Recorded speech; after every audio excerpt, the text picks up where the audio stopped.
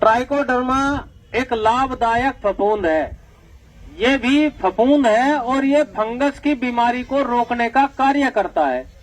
और जो हमारी रेड रोट लाल सड़न बीमारी है, उस बीमारी को रोकने के लिए सबसे ज्यादा कारगर दवाई है, बायोपेस्टिसाइड है। ये ऐसा फंगस है जो हमारी जमीन में मित्र का फंगस का कार्य करता है और जितने भी हानिकारक फंगस है उन्हें मारने का कार्य करता है।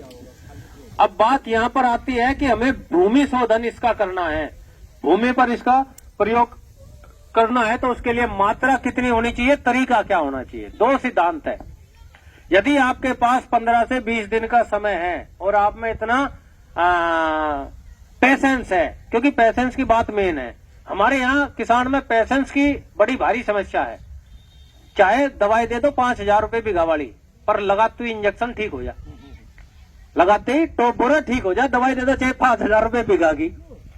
अब यदि हम पेशेंस की बात करें, यदि आप ट्राइकोडर्मा 2 किलोग्राम मात्र और 50 किलोग्राम गोबर की खाद में 15 से 20 दिन पहले उसका कल्चर बनाकर रख देंगे और उस पर नमी बनाए रखेंगे और 20 दिन बाद आप गन्ने की बुआई कर रहे हैं, तो 2 किलोग्राम ट्राइकोडर्मा ही पर्याप्त होगा आपको उस खेत में आखिरी जुताई के समय डाल के और जुताई करने के लिए।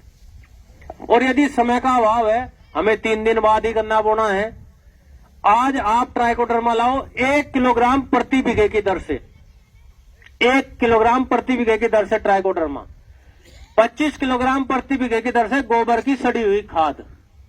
आपका 5 बीघे का खेत है, 1 से 1.25 कुंटल गोबर की सड़ी हुई खाद और 5 किलोग्राम ट्राइकोडर्मा उसमें मिलाओ खूब अच्छे से, उस पाउडर को मिला के और छायादार स्थान पर रख के और उस पर नमी बना दो, उस पर पानी का छिड़काव कर दो।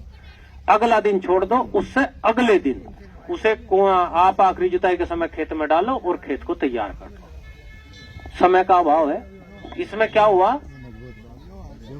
उसका हम कल्चर बना सकते हैं। यदि आप ट्राइकोडर्मा का कल्चर तैयार करें तो 200 लीटर पानी ले, उसमें 2 किलोग्राम ट्राइकोडर्मा ले, 2 किलोग्राम गुड़ ले, 2 किलोग्राम बेसन ले या किसी भी दाल का आटा ले। तो ऐसा करने से वो एक न्यूट्रिशन के साथ साथ फंगस का भी काम करता है, फंगस को रोकने का भी और पौधे को ताकत देने का भी काम करता है। लेकिन हमारे यहाँ थोड़ा जल्दी में हम ज्यादा है, ये 3 दिन वाला सिद्धांत सबकी समझ में आओगा। आज मिलाया, कल को रोका, परसों को बो दिया। 15 दिन वाला करने वाले आप में से 10% क्या 5% मुश्किल से होंगे, कल के 20 दिन पहले से कार्यक्रम शुरू नहीं हो सकता।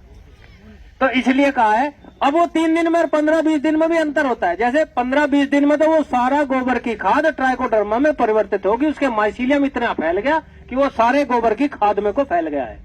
लेकिन 3 दिन में वो पूरा गोबर की खाद में को नहीं फैला है, लेकिन उसका भोजन और वो माइसीलियम हमने दोनों एक दूसरे के पास चिपकने का समय 3 दिन दिया। उसके बाद उन्हें भोजन भी और वो ट्राइकोडर्मा भी खेत में डाल दिया ताकि वो वहीं पे पड़ता रहेगा, वृद्धि करता रहेगा।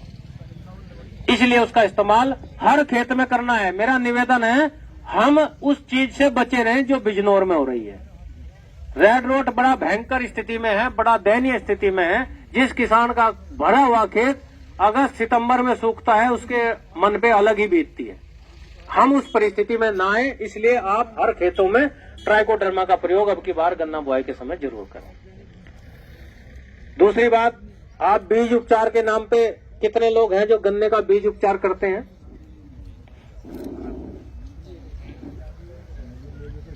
एक दो तो हाथ उठाओ।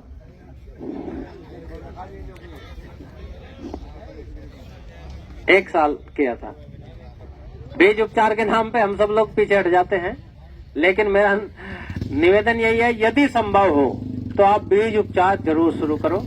क्योंकि जो रेड रोट गन्ने में प्लांट में जो हमारे बीज में है, वो यदि खेत में जाके अनुकूल, क्योंकि उसी खेत का उसी में तो बूता नहीं है गन्ना, आपका गन्ना उस खेत में है और इसमें बोना है, तो वो खेत दूसरा हुआ ना। वहां से बीज लाके आप इस खेत में बोओगे, तो यदि उस खेत में लाल सड़न रोग की बीमारी है, उसके 4 गन्ने भी है और वे आके इस खेत में यहाँ पर बो गए, तो जितनी बार पानी लगेगा वो क्षेत्र में वहां फैलता ही रहेगा। इसलिए वो संभावना आगे लाल सड़न रोग के आने की ज्यादा हो जाती है।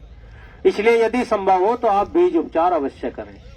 और बीज उपचार करने के लिए भी यदि आप ड्रम का इस्तेमाल करना चाहते हैं, ड्रम में आप डुबो के बो सकते हैं। ड्रम का इस्तेमाल नहीं करना चाहते, आपके पास हर खेत के ऊपर नाली होती है, इतना तो आप कर ही सकते हैं कि उस नाली में शाम के समय पानी भर के दोनों तरफ से पानी भर दिया और दोनों तरफ से उसका, हर खेत के ऊपर नाली होने से उसके दोनों तरफ से उसका कून पानी को बंद कर दिया, उसमें पानी खड़ा रहेगा। और शाम के समय उसमें ही दवाई थाइफेनेट मिथाइल डाल दी उस पूरे पानी में, उस नाली के पानी में, और सारा गन्ने का बीज काट के शाम के समय उसमें डाल दो। उसके बराबर में खेत का जैसे सिराना है और ये रही नाली, आप सारा बीज इस नाली में ही काट काट के ही डाल दो पानी के अंदर। रात रात में नाली पानी को सोख लेगी, आपका बीज 3-4 घंटे 5 घंटे उस बीज उपचारित में रह गया, उसके बाद निकाल के सुबह उसे आप बो दोगे तो भी उपचारित हो जाएगा। हाँ जी, ड्रामा, हाँ जी जी जी जी जी जी। आध बीघा बो सकते हैं, आध बीघा भाई आ जाओ, 1 बीघा बो दो, हर साल बोना है। चैन बनाओ, सीड चैन, जो हम नर्सरी की बात करते हैं। आप 10 बीघे के किसान हैं, मात्र 1 बीघा या आधा बीघा जो बीज में इस्तेमाल होना है उसे मात्र बीज को उपचारित करके बो। उसमें से अगले साल जहां फिर बीज के लिए रखना है आधा बीघा, उसको अगले साल के लिए उपचारित करके बो दो। उससे क्या होगा कि हर साल जहां से बीज लिया जा रहा है उसमें आगे फंगस आने की संभावना कम रहेगी। उसमें फिर आगे मुझे तो लेकर आने हैं ना, मैं पहले आधे बीघे पे कह देता, आप उसे भी टाल कर देते। अब बीज नर्सरी को हम लेके आ रहे हैं कि भाई हम उसमें हर साल उसे नर्सरी के रूप में इस्तेमाल करते रहेंगे। जहां जिस भी खेत में लगाना है उसे आधे को